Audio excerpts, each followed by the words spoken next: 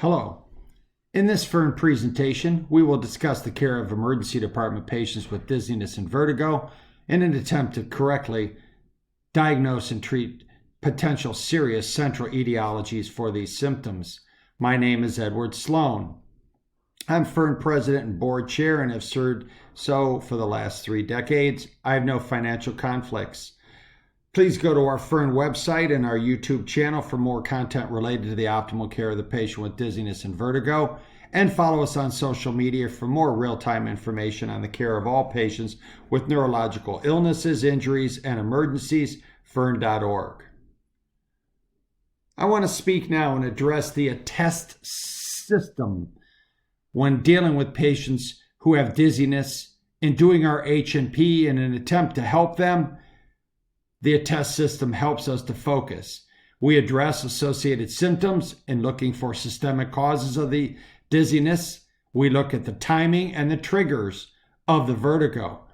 We depend heavily on our examination signs from the physical exam, and then we do confirmatory testing, and you can see in yellow is ATTEST. This comes from Dr. Jonathan Edlow, who wrote a great monograph for EB Medicine. It came out in 2019, titled The Timing and Triggers Approach to the Patient with Acute Dizziness. So you could see in this clinical pathway, using the ATTEST approach, we ask the question, did the patient have some general medical cause? If yes, and they don't have any worrisome symptoms, we'll treat that systemic cause. If they do not have a general medical cause and they have continuous vertigo that is present, we know that is acute vestibular syndrome, and we have to address it accordingly. If it's not currently taking place and it has been triggered in the past, this could be BPPV or something such as orthostatic hypotension that occurs with standing. And if it's not triggered but spontaneous, we know it could be related to something such as vestibular migraine or TIA.